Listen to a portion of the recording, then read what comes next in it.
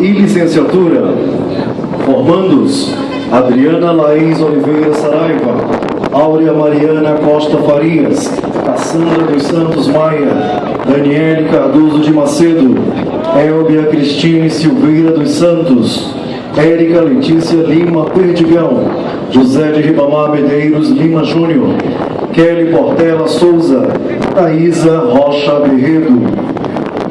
Chamamos a formanda Adriana Laís Oliveira Saraiva para prestar o juramento e, em seguida, receber o grau.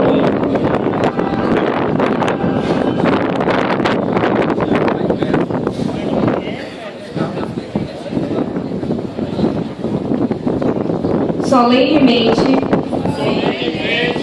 na presença de Deus e desta Assembleia, juro dedicar minha vida profissional a serviço da humanidade,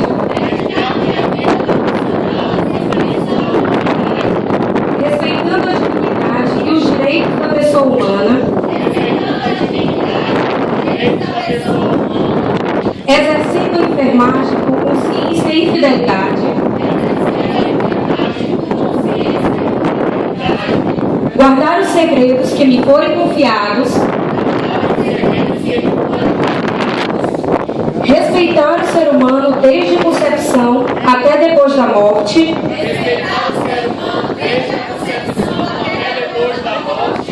não praticar atos que coloquem em risco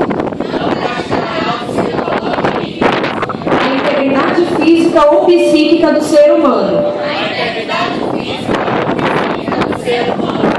atuar junto à equipe de saúde para o alcance da melhoria do nível de vida da população,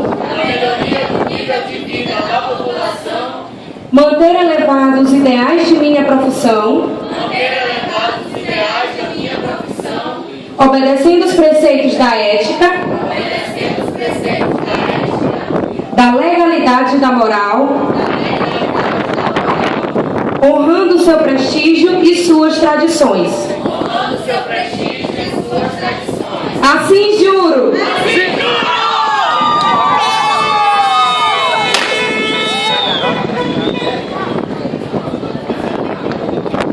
Na qualidade de reitor da Universidade Federal do Maranhão e, usando da autoridade que me confere o estatuto desta universidade, confiro o grau de bacharel e licenciado em enfermagem.